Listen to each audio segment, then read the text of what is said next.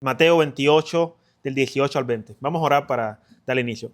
Padre que estás en el cielo, ponemos en tus manos, Señor, esta enseñanza, Dios mío. Padre, te pido de que sea de edificación para todos los que estamos aquí. Te pido que tu Espíritu Santo que mora en mí me dirija, tu Espíritu Santo que mora en cada uno de los creyentes que están en este lugar, Señor. Padre Santo, nos llene, nos edifique, que podamos salir fortalecidos, Dios mío, con el deseo de cumplir con la gran comisión que tú has puesto en nuestras manos, Señor. Te pedimos, Señor, de que podamos conocerte más, que Padre Santo podamos ser de bendición para otras personas que a ti no te conocen, Señor, que podamos entender, Dios mío, cuál es la meta que tú has puesto en nuestras manos como iglesia, Señor. En el nombre poderoso de tu Hijo amado te lo pedimos y te damos gracias. Amén y amén.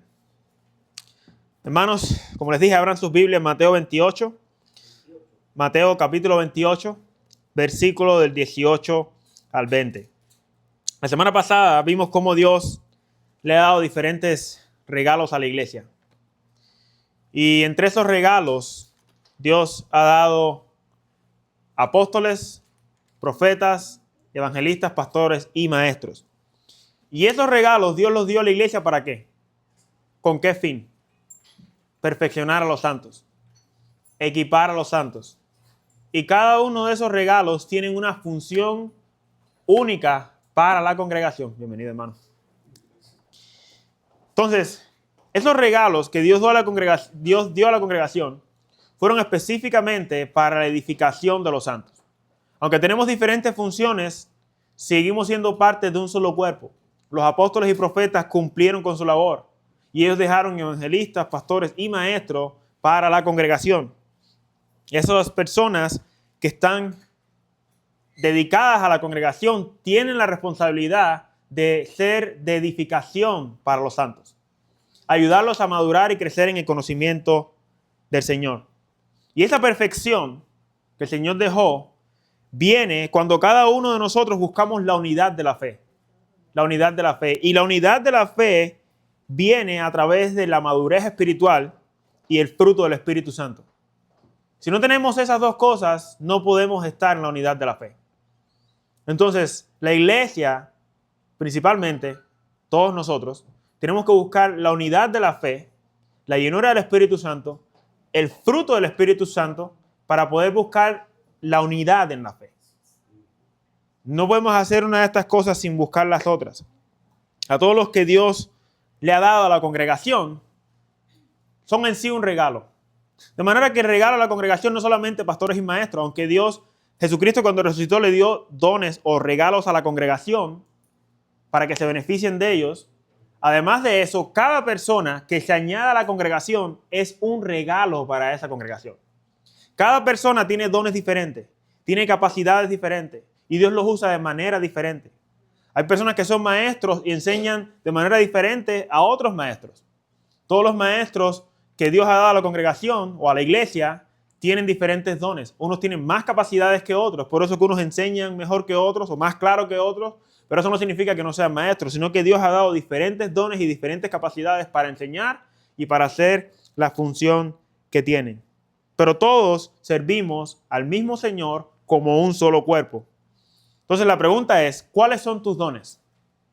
¿Cuáles son las capacidades que Dios ha puesto en tus manos para servir a tus hermanos de la congregación? ¿Qué puedes hacer para hacer de edificación a tus hermanos? En una iglesia, todos ponemos de nuestra parte. Algunos usan los dones de enseñanza, otros usan sus voces en la alabanza, otros tienen el don de servir y sirven en diferentes áreas de la iglesia, otros administran en finanzas en la congregación, otros ponen a veces sus casas para darlas. Quizás dicen, bueno, yo no tengo dones de enseñanza, yo no tengo ninguna capacidad de hacer algo. Bueno, yo puedo poner mi casa. Yo puedo poner mi casa para que puedan visitarla y puedan enseñar y evangelizar a la comunidad donde vivo yo. Algunos ponen sus carros y dicen, ¿sabes qué? Yo voy a usar mi carro para darle ride a las personas. Pero yo quiero ser de edificación para mi iglesia. ¿Qué puedo hacer yo para que mi iglesia sea edificada? Para que mis hermanos se beneficien de mis dones, de mis capacidades y de las cosas que Dios ha puesto en mis manos. Y hay otros ministerios y otros dones, que eso vamos a estar hablando las próximas semanas. Pero quiero que lo tengan en mente, hermanos. Cada uno de nosotros somos como un regalo para la iglesia. Dios te va a usar como un regalo para la iglesia, para la edificación de la iglesia. Tú no buscas tu propia edificación cuando vas a la iglesia. Tú buscas edificar a otros. Y otros van a buscar edificarte a ti, de manera que tú vas a ser edificado por otros, pero tú no te edificas a ti mismo. Y hoy, hermano, quiero que veamos, que nos enfoquemos más bien en cuál es la responsabilidad de la meta de toda la iglesia en general. Aunque tenemos diferentes dones, aunque tenemos diferentes capacidades, tenemos que buscar la unidad de la fe, y entre esa unidad de la fe tenemos que buscar una meta como iglesia. Una meta.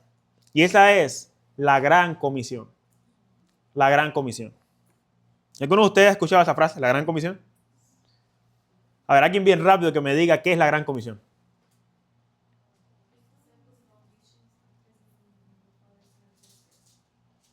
Hacer discípulos a todas las naciones, bautizándolos en el nombre del Padre, del Hijo y del Espíritu Santo. Bueno, terminamos la clase entonces.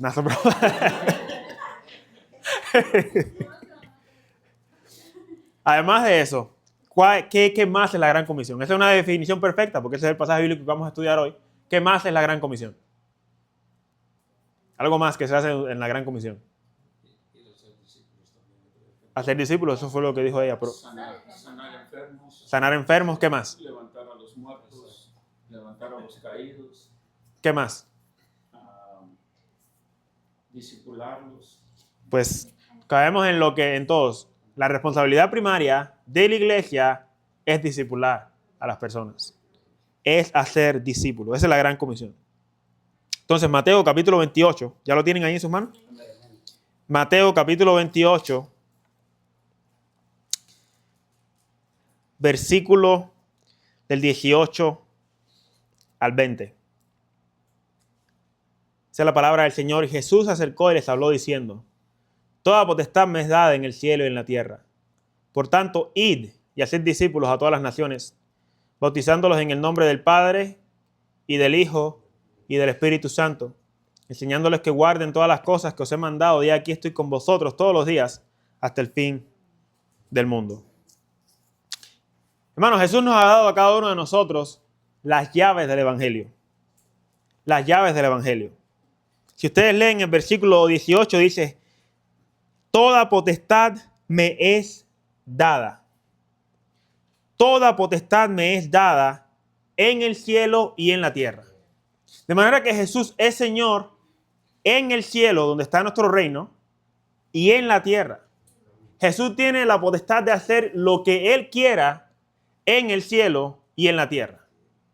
Y como Él tiene esa potestad, Él dice, versículo 19, por tanto, como tengo esta potestad, por tanto, como tengo esta autoridad, por tanto, como yo soy el Señor, id. Id. Esa es una responsabilidad que tiene toda la iglesia. Id.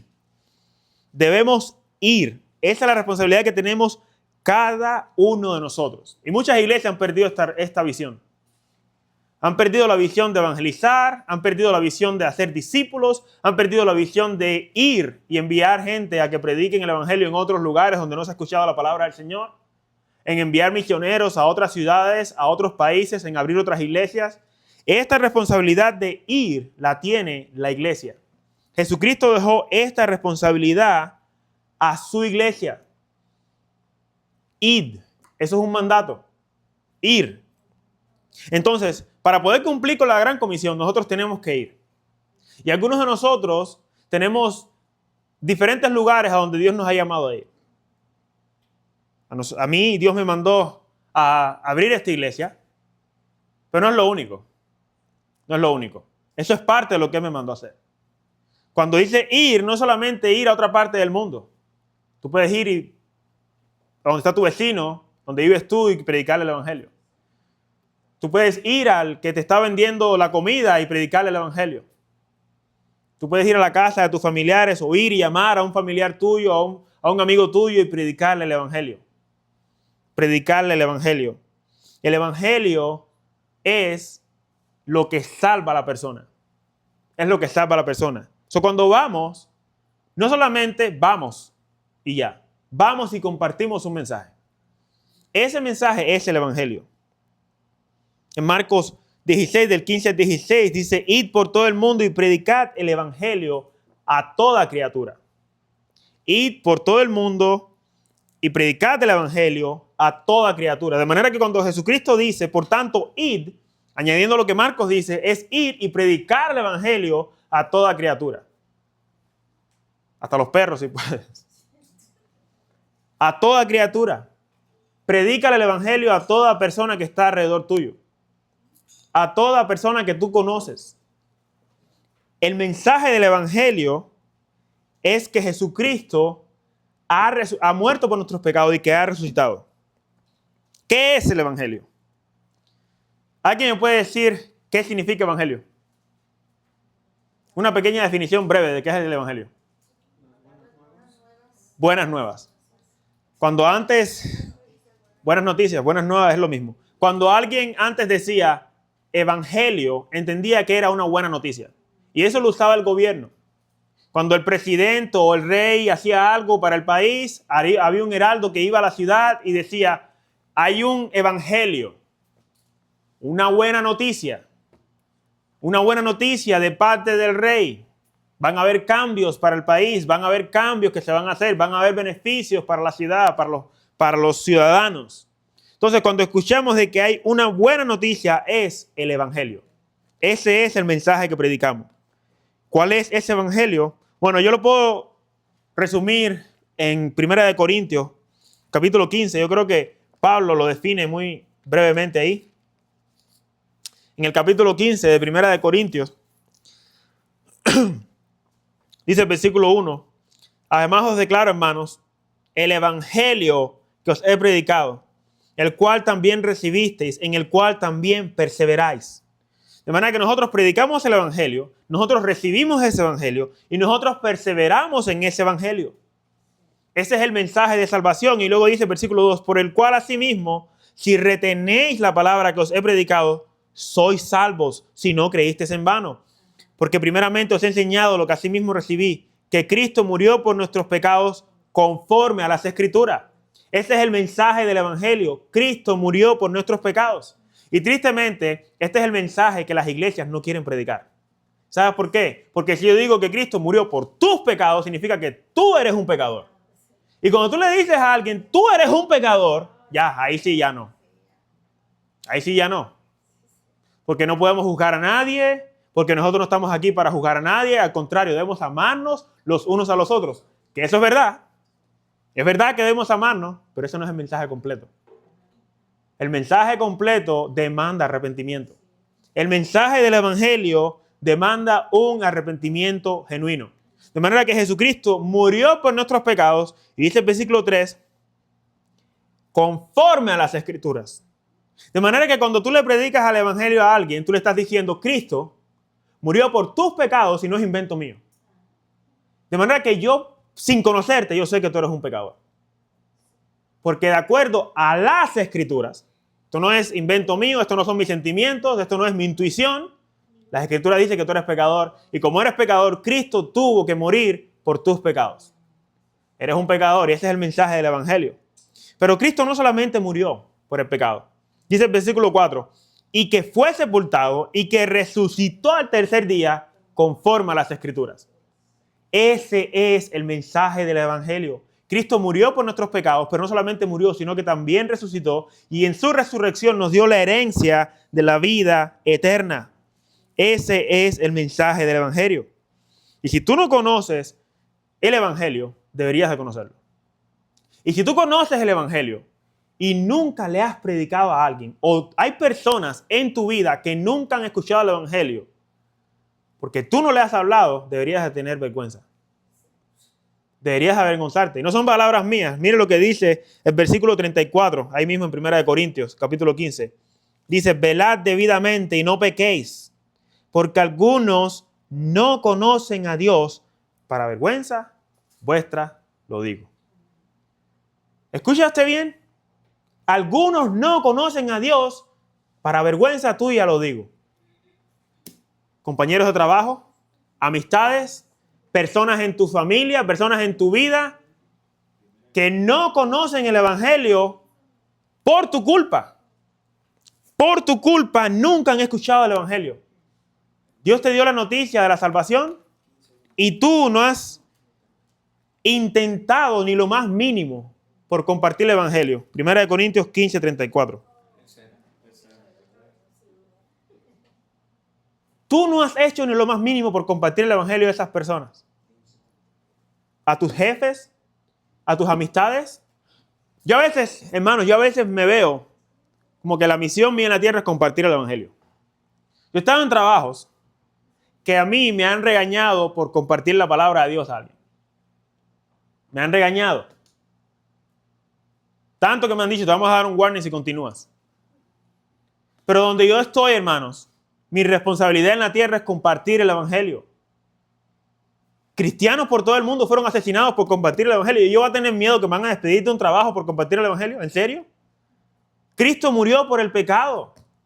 De hecho, si tú tienes la convicción de que Cristo va a venir cuando dice que cuando todos los elegidos escuchen el evangelio, tú deberías hacer todo lo posible por impulsar para que se predique el evangelio. Si realmente tú quieres que Cristo venga, que me botes del trabajo. Yo sé que la gente cuando escuchen el evangelio van a ser salvos. Y Dios honra eso. Dios honra eso. Todos los escogidos de Dios se van a salvar por la soberanía de Dios. Pero Dios, en su soberanía, escogió el medio para salvar a sus escogidos. ¿Cuál es ese medio? La predicación de la palabra. La predicación de la palabra. En 1 Corintios 1:21 dice que Dios escogió salvar a su pueblo por la locura de la predicación. Ese es el medio que Él escogió. Sí, mis ovejas oyen mi voz y me siguen. De manera que nosotros tenemos que predicar el evangelio porque esa es la voz de Jesús. Esa es la voz del Señor. Mis ovejas oyen mi voz y me siguen. De manera que no van a escuchar la voz del Señor si tú no les predicas el evangelio. Y si no lo has hecho, para vergüenza tuya te lo digo. Predica el evangelio. Esto es una responsabilidad que tenemos como cristianos. ¿Acaso te avergüenzas del evangelio? En Romanos 1:16 Pablo lo dice, porque no me avergüenzo del evangelio, porque es poder de Dios para salvación. Es poder de Dios para salvación. Es por eso que todo aquel que cree en el evangelio debe de confesar a Jesús como Señor y Cristo. Es poder de Dios para salvación. Creer en el evangelio es creer que Jesús es Señor y que Jesús es el Cristo, el Mesías enviado. Cuando Pedro reconoció que Jesús es el Cristo, Jesús le dijo que sobre esta roca, sobre esa confesión, Él edificará su iglesia. Ahí en Mateo, capítulo 16, versículo 13, Jesucristo les hace una pregunta a sus discípulos y Él le dice, viniendo Jesús a la región de Cesarea de Filipo, preguntó a sus discípulos diciendo, ¿quién dicen los hombres que es el Hijo del Hombre? El Hijo del Hombre es un título para el Mesías. ¿Quién dicen los hombres que es el Hijo del Hombre? Ellos dijeron, unos Juan el Bautista, otros Elías y otros Jeremías o alguno de los profetas. Sí, Él les dijo, ¿y vosotros? Sí, eso es lo que dicen la gente. Ustedes. Lo que dice la gente, no te preocupes. Tú. ¿Qué dices tú? ¿Qué tú crees? ¿Quién tú crees que soy yo? Dice el versículo 16, respondió Simón, dijo, tú eres el Cristo, el Hijo del Dios viviente. Ese es el evangelio. Jesucristo es el Hijo del Dios viviente. Entonces le respondió Jesús, bienaventurado eres Simón, hijo de Jonás, porque no te lo reveló carne ni sangre, sino mi Padre que está en los cielos. Hermanos, tú sabes que cada vez que tú reconoces, cuando una persona reconoce que Jesús es Señor y si Jesús es el Cristo, ¿sabes quién se lo reveló? Esto no viene por sabiduría humana. Esto no vino porque tú de momento en tu inteligencia tú pensaste, ay, ¿por qué no había pensado que Jesús es el Señor? No, eso te lo reveló el Espíritu Santo. Nos quitó la ceguera que teníamos. Eso no nos lo reveló ni carne ni sangre, sino que eso viene directamente del poder de Dios. Y luego le dice, versículo 18, yo también te digo que tú eres Pedro, y sobre esta roca edificaré mi iglesia, y las puertas del Hades no prevalecerán contra ella. Y a ti te daré las llaves del reino de los cielos, y todo lo que atares en la tierra será atado en los cielos, y todo lo que desatares en la tierra será desatado en los cielos. Este pasaje muchas personas lo malinterpretan, entendiendo que la roca es Pedro. Pero lo que Jesús está identificando como la roca es la confesión de Pedro. Es la confesión de Pedro. Y el contraste ahí es porque el nombre de Pedro es Petra, una piedra. Y como está diciendo roca, la gente dice, bueno, pues la roca es Pedro. Pero él está diciendo, tú eres una piedra, pero lo que tocaba confesar es una roca. Es mucho más grande de lo que tú te puedas imaginar. Jesucristo es la roca de nuestra salvación. Él es la roca de nuestra salvación. Él es el cimiento de nuestra fe. Él es el fundamento de lo que creemos. Él es la roca y sobre esa roca Él edificará su iglesia. Escuchen bien, yo no estoy edificando la iglesia. Jesucristo edifica la iglesia. Él es el que está edificando a su iglesia. Y las puertas del Hades no prevalecerán contra ella. Y Jesucristo dice, yo edificaré. Él dice la iglesia, no, él dice mi iglesia. De manera que la iglesia es la iglesia de Cristo. El cuerpo de creyentes que estén por todos lados. Y él le dice, a ti te daré las llaves del reino de los cielos, y todo lo que atares en la tierra será atado en los cielos, y todo lo que desatares en la tierra será desatado en los cielos. Muchas personas entienden que este es Pedro, el que está en el cielo, y a ver, dejando entrar a la gente al cielo, y por eso es que usualmente usan el chiste de que, ahí está Pedro, y cuando tú entres al cielo va a estar Pedro esperándote con las llaves a ver si te dejas entrar o no te dejas entrar.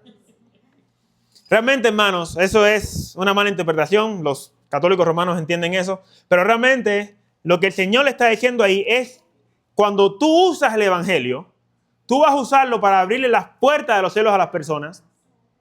Y de la misma forma, cuando una persona rechaza el Evangelio, tú tienes la autoridad para cerrar las puertas de los cielos. Y eso no solamente se lo dijo a Pedro. Eso se lo dijo a todos aquellos que creen. Si pasan al capítulo 18, versículo 18, él le vuelve a decir las mismas palabras. Lo único que no dice esta vez llave. Dice en el versículo 18, capítulo 18, versículo 18 de Mateo. De cierto os, a todos, digo, que todo lo que atéis en la tierra será atado en el cielo, y todo lo que desatéis en la tierra será desatado en el cielo. Cuando nosotros enseñamos el Evangelio, nosotros le decimos a las personas, cuando la persona cree, tú has sido desatado de tus pecados. Y cuando la persona rechaza el Evangelio, tú tienes la autoridad para decirle, tú estás atado en tus pecados. Arrepiéntete. Arrepiéntete. Nosotros tenemos esa llave. Y dice la palabra del Señor que Pedro fue el primero en usar la llave del Evangelio. ¿Por qué fue que le enseñó primero a quién? A los judíos. A los judíos. Él fue el primero en predicar a los judíos. Y luego él fue el primero en predicarle a los gentiles. De manera que él usó la llave del Evangelio para predicar el Evangelio a los judíos y a los gentiles. Él fue el primero que le predicó a Cornelio, ¿se acuerdan? Él entró a la casa de Cornelio cuando el Señor le dio la revelación de que los judíos también iban a ser, los gentiles también eran parte del reino del Señor. Él fue el que abrió el reino de los cielos a los judíos y también a los gentiles. Pero esa llave la tenemos cada uno de nosotros cada vez que lo usamos para evangelizar. Esa es la llave del Evangelio. Pero hermanos, no es solamente predicar el Evangelio. No es solamente predicar el Evangelio. Es muy común hoy que las personas lo único que hagan sea predicar el Evangelio y luego dejar que las personas por su propia cuenta encuentren una iglesia o que por su propia cuenta empiecen a buscar del Señor. Pues yo ya hice mi parte, yo planté, que otro venga y riegue. Hermano, si tú predicas el Evangelio y alguien cree, discípulalo. Enséñale a caminar con Jesús. La responsabilidad de la iglesia no es solamente predicar el Evangelio. Una vez que predicamos el Evangelio y la persona ha creído, miren lo que dice el versículo 19 de Mateo 28. Lo que viene. Por tanto dice, id y haced discípulos. Haced discípulos. Esta es la meta principal de toda la iglesia, hacer discípulos. Hacer discípulos. La responsabilidad de la iglesia es primordialmente hacer discípulos. En la gran comisión no está nada más importante que hacer discípulos. Un discípulo es un verdadero convertido. Un discípulo está lleno del Espíritu Santo. Un discípulo odia su pecado. Un discípulo tiene pasión por Cristo y por su palabra. Un discípulo desea obedecer y agradar a Dios. Eso es un verdadero discípulo. Una persona que se ha arrepentido de sus pecados, que odia y detesta sus pecados, que mira su condición y dice, ¿qué puedo hacer para ser salvo? ¿Qué puedo hacer para agradar a Dios? Yo estoy sucio ante mis propios ojos. Y esta es la gran comisión, la gran responsabilidad de la iglesia. Muchos hoy, en vez de llamarle la gran comisión, le llaman la gran omisión. Omiten esta parte. Lo omiten todo el tiempo. Es la gran comisión, es la responsabilidad de la iglesia, es lo que Cristo dejó para que nosotros hagamos y se olvidan de esta parte. Creen que lo único que lo debe hacer es el pastor. Pero el discipulado es entre toda la congregación. Llega alguien nuevo, acércate a esa persona, háblale acerca del Señor y asegúrate que conozca a Jesucristo y ayúdalo a crecer en el camino del Señor. Ayúdalo a crecer en el conocimiento del Señor. Ayúdalo a crecer para que amen a Dios. Esto fue lo que Cristo quiso decir con ser pescadores de hombres. En Mateo 4:19, seremos pescadores de hombres. Pescadores de hombres. Vamos a tener la responsabilidad de salir y buscar y buscar y buscar a aquel que se ha perdido. Tenemos esa responsabilidad. Y esa parábola que Jesucristo le dijo a los discípulos que iban a ser pescadores de hombres, los discípulos lo entendían muy bien por la lucha que tiene un pescador. Un pescador anda horas y horas y horas y horas pescando y a veces no pesca nada, pero no deja de ser pescador. Sigue pescando el siguiente día. La diferencia es que el pescador sabe que tiene que comer del pescado. El cristiano cree que, bueno, ya soy salvo, pues ya, ahora sálvese quien pueda. Nosotros tenemos la responsabilidad, hermanos, de compartir el evangelio para que otros escuchan, se arrepientan, conozcan a Jesucristo y una vez que conozcan a Jesucristo caigan rendidos ante su belleza y quieran obedecerlo. Quieran obedecerlo. En la gran comisión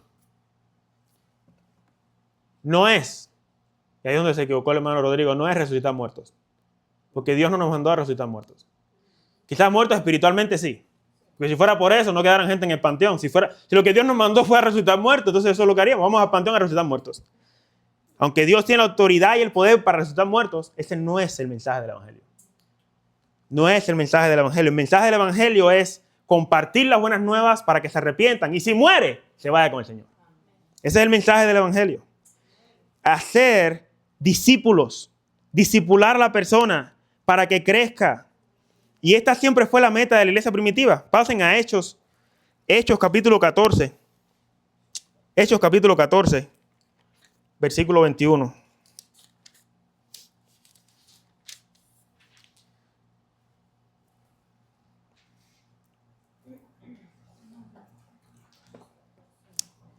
Capítulo 14, versículo 21 dice, y después de anunciar el evangelio, escuchen bien, el evangelio a aquella ciudad y de hacer muchos discípulos. ¿Entendieron bien? Se aseguraron de hacer muchos discípulos. Dice, volvieron a Listra, a Iconio y a Antioquía, confirmando los ánimos de los discípulos, exhortándoles a que permaneciesen en la fe y diciéndoles, es necesario que a través de muchas tribulaciones entremos en el reino de Dios. Y constituyeron ancianos en cada iglesia. ¿Lo ven? Ancianos, estos son pastores. Y habiendo orado con ayunos, les encomendaron al Señor en quien habían creído. Pasando luego por Pisidia, vinieron a Panfilia. Y habiendo predicado la palabra en Perge, descendieron a Atalia. De allí navegaron a Antioquía, desde donde había sido encomendado la gracia de Dios para la obra que habían cumplido. Y habiendo llegado y reunido a la iglesia, refirieron cuán grandes cosas había hecho Dios con ellos y cómo había abierto la puerta de la fe a los gentiles. Y se quedaron allí mucho tiempo. ¿Con quién? Con los discípulos. hicieron discípulos, pero no los dejaron ahí a que aprendan a crecer en su propia cuenta a conocer a Dios. Se quedaron ahí mucho tiempo y dejaron ancianos para que los pastoreen, para poder continuar en otras ciudades y hacer lo mismo. Esa es la responsabilidad de la iglesia. La meta es discipular creyentes que crezcan en la fe, que crezcan en el conocimiento de Dios. De lo contrario, serían niños espirituales. Niños espirituales. Cuando un niño está desnutrido, es triste verlo. Es triste ver un niño malnutrido. Cuando un niño se ve desnutrido, tú lo ves que no está bien desarrollado. Su cuerpo está desproporcionado. Está malnutrido. Y eso mismo sucede con los cristianos de hoy. Los cristianos de hoy que no crecen son como niños malnutridos. No es que no sean cristianos, son cristianos, pero son cristianos malnutridos. Escuchan cualquier cosa que les conviene escuchar, porque son niños, porque los niños no saben, y eso se les queda. Ahora, el alimento sólido, ese no lo pueden digerir. No lo pueden digerir. Porque solamente no tienen ni dientes para masticar la comida. Lo único que pueden es beber leche.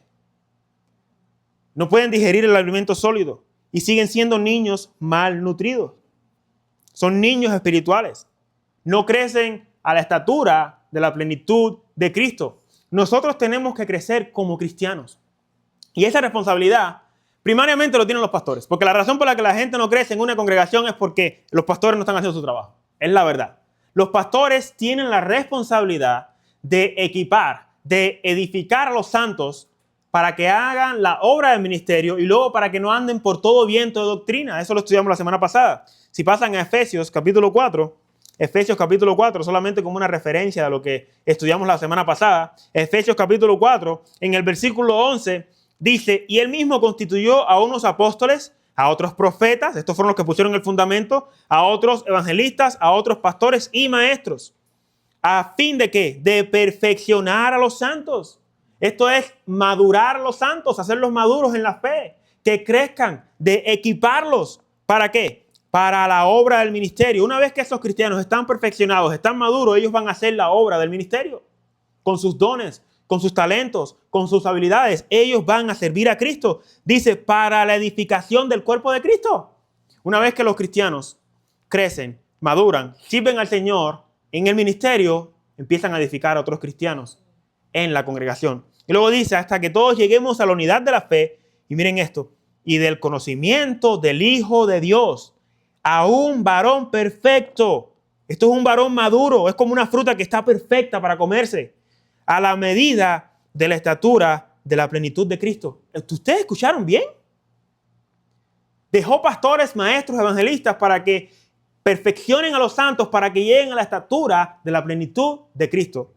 Por eso que hoy tenemos niños espirituales que no intentan crecer a la estatura de la plenitud de Cristo. Son niños. No saben cómo manejar una doctrina sólida. No entienden el evangelio a la perfección. No entienden su responsabilidad como creyentes.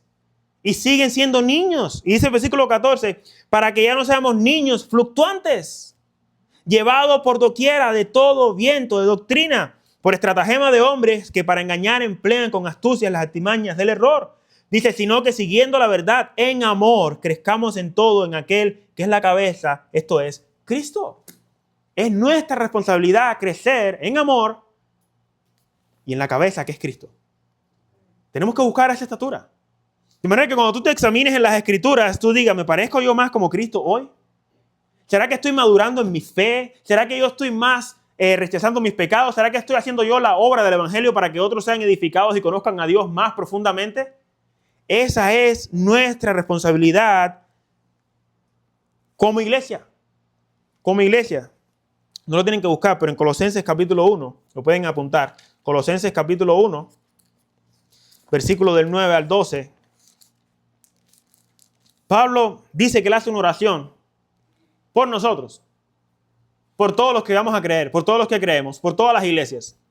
Y dice, el versículo 9 dice, por lo cual también nosotros, desde el día que lo oímos, no cesamos de orar por ustedes y de pedir que seáis llenos, miren de qué, del conocimiento de su voluntad en toda sabiduría e inteligencia espiritual, para que andéis como es digno del Señor, agradándole en todo, llevando fruto en toda buena obra y creciendo en el conocimiento de Dios. El cristiano que no está creciendo en el conocimiento de Dios es un niño, no está creciendo. Y va a seguir siendo niño hasta que Cristo venga. Tiene la responsabilidad del cristiano de crecer en el conocimiento de Dios. Dice, fortalecidos con todo poder, conforme a la potencia de su gloria, para toda paciencia y longanimidad, con gozo, dando gracias al Padre que nos hizo aptos para participar en la herencia de los santos en luz. Tenemos que buscar el crecimiento de nuestro conocimiento. Esa es la responsabilidad de los cristianos, crecer en la fe, crecer en nuestro conocimiento de la palabra de Dios, entender quién es Cristo, entender el Evangelio lo más que podamos, para que lo podamos comunicar lo mejor que podamos, para que las personas conozcan a Dios lo mejor que puedan y que sean verdaderamente discípulos. Sean verdaderamente discípulos. Entonces, como podemos ver, no es solo evangelizar, es también discipular a los creyentes para que crezcan en el conocimiento de la palabra de Dios.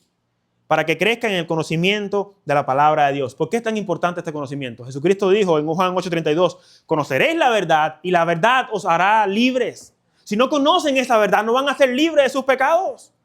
No van a crecer en el conocimiento de Dios. La importancia de predicar el evangelio es para que las personas sean libres de sus pecados. Los niños espirituales, tristemente, no experimentan libertad. No experimentan libertad. Siguen atrapados en sus luchas, en sus pecados, en sus emociones. Y a esas emociones, tristemente, le llaman Espíritu Santo. Porque eso es lo que le han enseñado. Es lo que les han enseñado. Pero cuando les muestran las Escrituras, no son capaces de discernirlo. Es a través de ese conocimiento que podemos abandonar nuestros pecados y verdaderamente ser libres.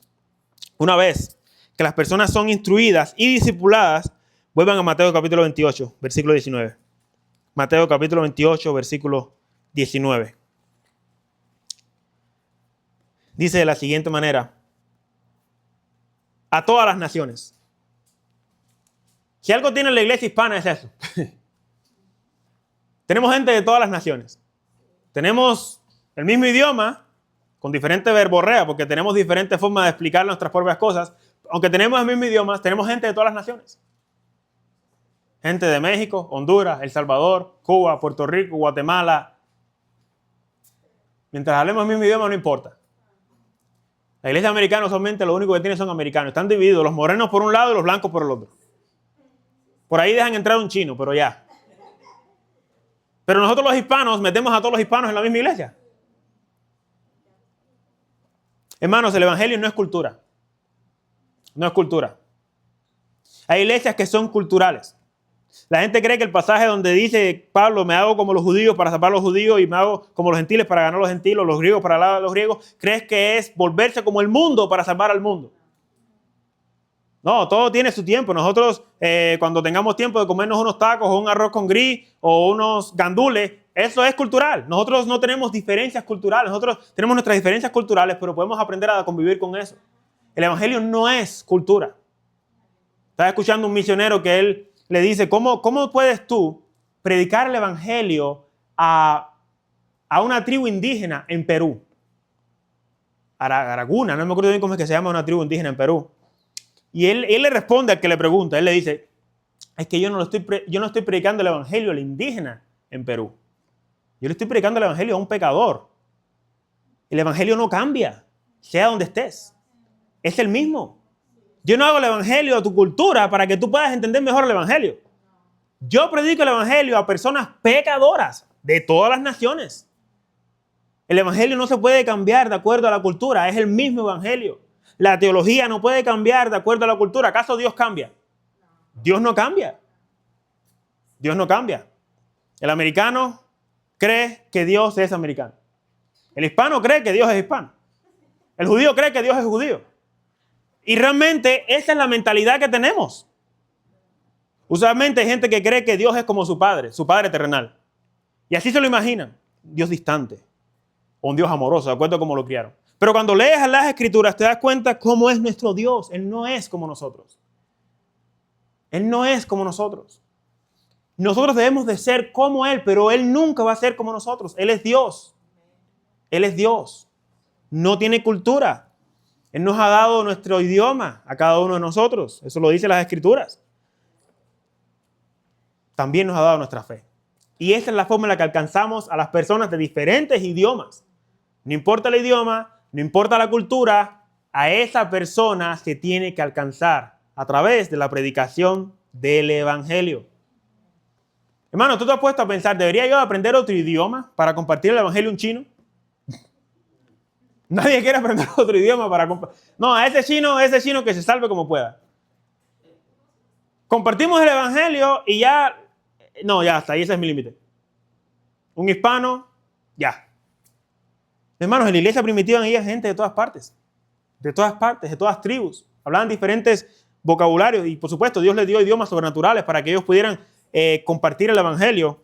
Pero nosotros deberíamos hacer un esfuerzo por compartir nuestra fe con esas personas que no conocemos. Entonces dice, a todas las naciones, y aquí viene, bautizándolos. Bautizándolos. Después de creer, lo que viene es el bautizo. El bautizo. Esto es un mandato de Jesús. Bautizo significa inmersión o sumergir a alguien en agua. Los presbiterianos y los católicos, ellos enseñan que el bautismo se debe hacer de infantes, de niños.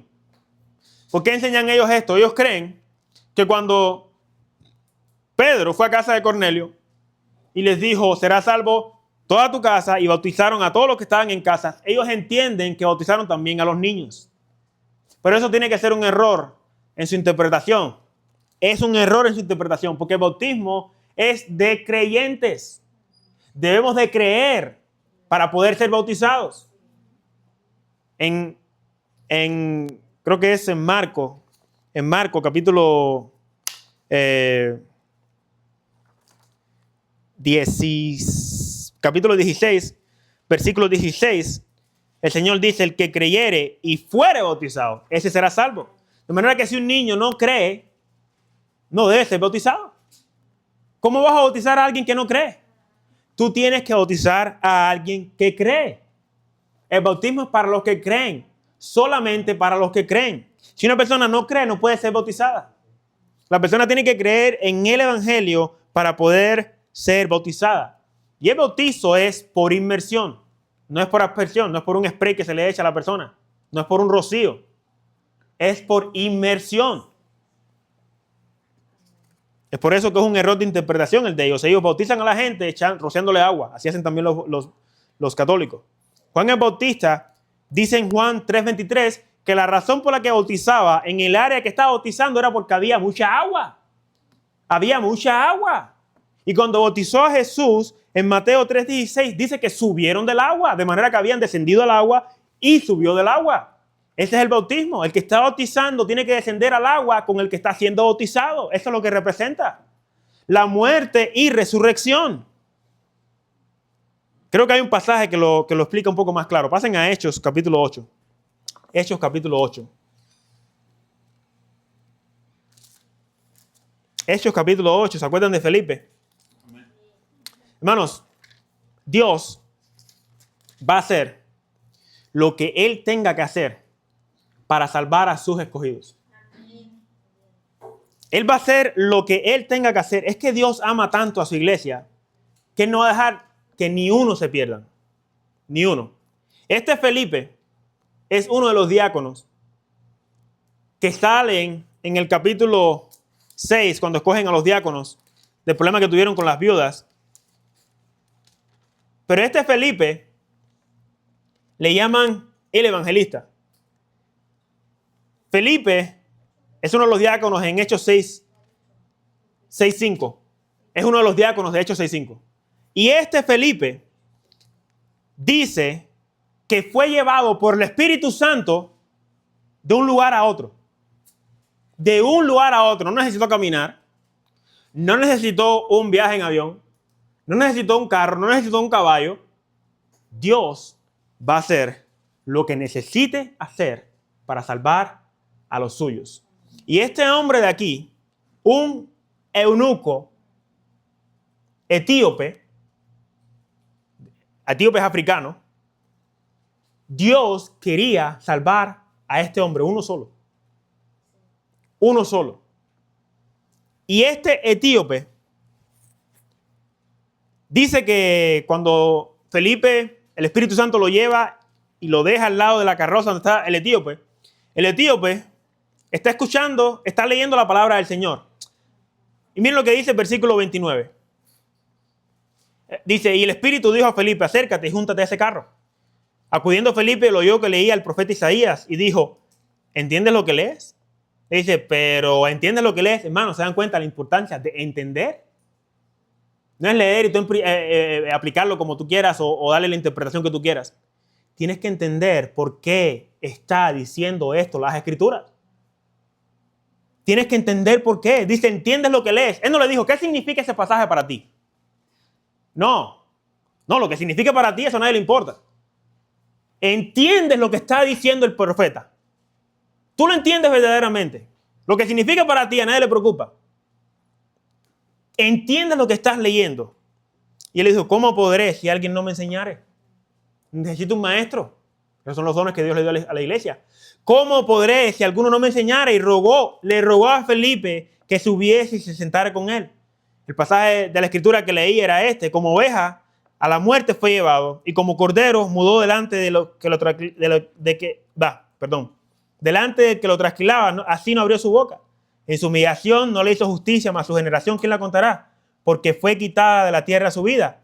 Respondiendo el eunuco, dijo a Felipe, te ruego que me digas, ¿de quién dice el profeta esto? ¿De sí mismo o de algún otro? ¿Isaías está hablando de sí mismo o está hablando de alguien más?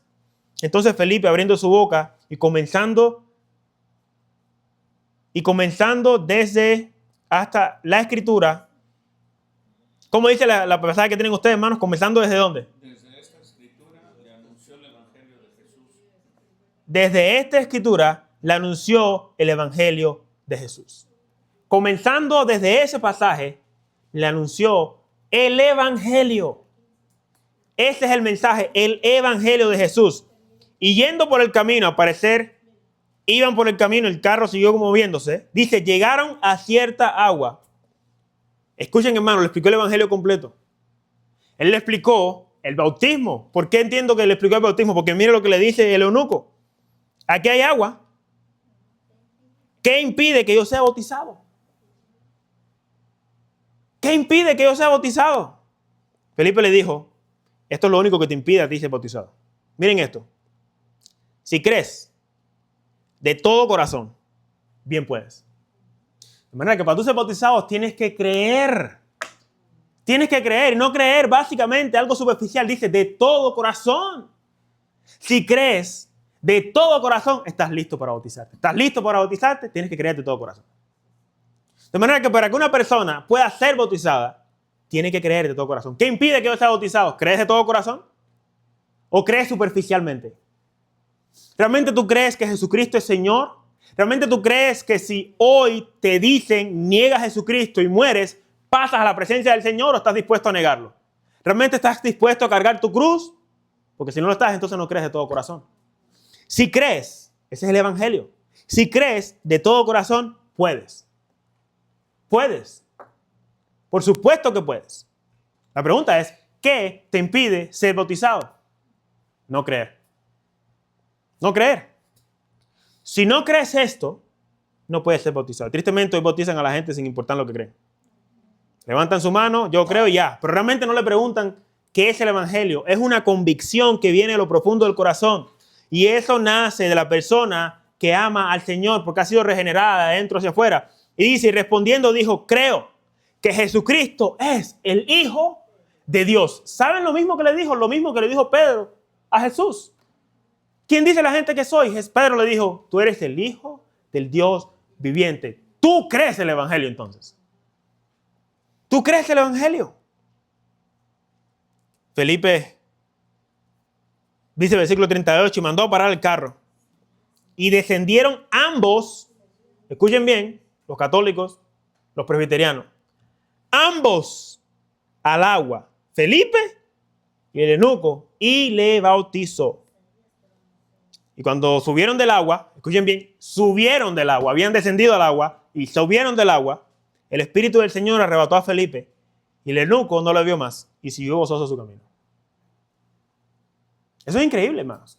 Eso fue un evento sobrenatural que el Señor hizo simplemente para que el eunuco escuche el Evangelio. El Señor va a hacer lo imposible para que sus ovejas escuchen el Evangelio. No es que tenemos que pedirle, Señor, arrebátame para llevar. ¿Por qué no le predicas a tu vecino? ¿Quieres ir a Inglaterra a predicar el Evangelio? Pero no le quieres predicar a tu vecino. Ay, Señor, yo quiero ir allá a tal lugar. Predícale a tu vecino. Y si es necesario, hermanos, el Señor te va a arrebatar en el Espíritu y te va a llevar a donde Él tenga que llevarte para que compartes ese mensaje que tú conoces, porque si no lo conoces no te va a enviar a ninguna parte. Tú tienes que conocer el mensaje que vas a compartir. Tienes que entender el mensaje del Evangelio.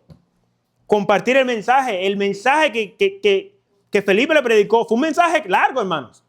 Él estuvo rato explicando el Evangelio, a tal punto que le enseñó acerca del bautismo también. Creyó y le dijo, después de que te he explicado todo esto, ¿crees?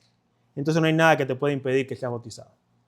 ¿Dónde? En el charco sucio. Vamos a bañarte en ese mismo charco de agua. Lo importante es que seas bautizado. Eso es lo importante. Y ese es el mensaje del Evangelio. Creer de todo corazón. Y el bautismo ese se hace, capítulo 28 de Mateo, versículo 19 dice, bautizándolos en el nombre del Padre y del Hijo y del Espíritu Santo. El bautismo se hace en nombre de la Trinidad. En nombre de la Trinidad. El nombre que es sobre todo nombre. ¿Ustedes saben cuál es el nombre de la Trinidad? El nombre de nuestro gran Dios Todopoderoso. Yahweh. Yahweh. Muchas personas creen que, bueno, vamos a usar el nombre Jesús porque en Hechos dice, seréis bautizados en el nombre de Jesús. Pero hay una diferencia entre bautizar en el nombre Jesús y bautizarlos en el nombre de Jesús. El nombre de Jesús es el nombre que es sobre todo nombre. Ese es el nombre que el Padre le dio al Hijo. El nombre que es sobre todo nombre. Y ese nombre fue revelado a Moisés en el Antiguo Testamento. El nombre sobre todo nombre es Yahweh. Es por eso que cuando bautizamos a las personas en el nombre del Padre y del Hijo y del Espíritu Santo, ese es el nombre de nuestro Dios Trino, Yahweh.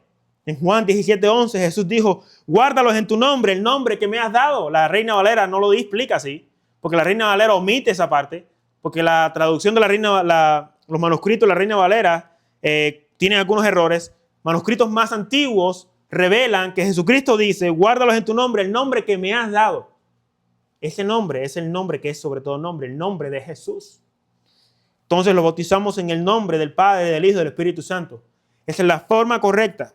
Eso no es que lo decimos como si fueran palabras mágicas, sino que lo hacemos en el nombre, como diciendo, nosotros nos envió nuestro Dios Trino. Ese es el nombre. Lo bautizamos con la autoridad de nuestro Dios Todopoderoso. Ahora nos dice en el versículo 20, ¿cómo es que debemos hacer esos discípulos? ¿Cómo es que debemos hacer esos discípulos? Dice el versículo 20, enseñándoles que guarden todas las cosas que os he mandado. Enseñándoles que guarden. ¿Sabes cómo es que debemos hacer los discípulos? Enseñándoles que guarden. Una vez que la persona cree en el Evangelio, enséñales que guarden. Una traducción más correcta debería ser enseñándoles a guardar. Enseñándoles a guardar. Una vez que la persona ha creído en el Evangelio, tú tienes la responsabilidad de enseñarle a guardar el Evangelio, a guardar la palabra del Señor, a obedecer a Jesucristo. ¿Cómo puedo abandonar mis pecados? ¿Cómo puedo serle fiel a mi esposa? ¿Cómo puedo dejar los vicios que tengo? Bueno, tu responsabilidad es enseñarle a guardar las cosas que Jesucristo nos ha dejado. Enséñale a aquella persona que no conoce del Evangelio. Llegan gente nueva a la iglesia, acércate y enséñales cómo obedecer a Cristo. Hacer discípulos. Esta responsabilidad es para toda la congregación, hacer discípulos. Y dice, al final del versículo dice, y he aquí, yo estoy con vosotros todos los días hasta el fin del mundo. Entonces, la responsabilidad de la iglesia no es solamente predicar el Evangelio, es hacer discípulos. La gran comisión es predicar el Evangelio, bautizarlos, hacer los discípulos. Discipularlos. Discipula a aquella persona que ha creído. disipula. Enséñales a guardar la palabra del Señor. Enséñales a serles fiel a Dios. Enséñales a pasar por pruebas. Es necesario, dijo Pedro, que a través de muchas tribulaciones entremos en el reino de Dios. Es necesario. Enséñales a serles fiel, que cuando vengan pruebas no abandonen al Señor, que permanezcan en la fe, que sean fieles al Señor en todo tiempo. Y que Él estará con nosotros a pesar de lo que venga. A pesar de lo que venga. En esta encomienda, Jesucristo, en Hechos, no lo busquen hermanos, no lo tienen que buscar, pero en Hechos, Jesucristo les dice a ellos que recibiréis poder cuando venga sobre vosotros el Espíritu Santo. La promesa. Y dice, me seréis testigo en Jerusalén, en Samaria, en Jerusalén, Judea, en Samaria, ¿y hasta dónde? Hasta los confines de la tierra, ahí estamos nosotros. De manera que una vez que recibimos esa autoridad y vino el Espíritu Santo para nosotros, ahora tenemos la autoridad de testificar. Testificamos. Y una vez que testificamos, a esas personas que han creído, les enseñamos a ser discípulos. Y quiero terminar leyendo Hechos para que vean cómo era que la vida de la iglesia era y cómo es que se hacían estos discípulos. Hechos capítulo 2, versículo 36. Hechos capítulo 2, versículo 36. Vamos a leer hasta abajo, hasta el versículo 47 y con eso vamos a terminar. Capítulo 2, versículo 36.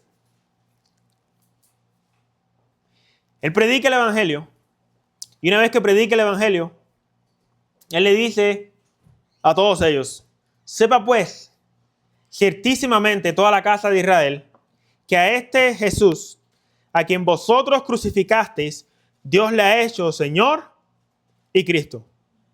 Al oír esto, se compungieron de corazón y dijeron a Pedro y a los otros apóstoles, varones hermanos, ¿qué haremos?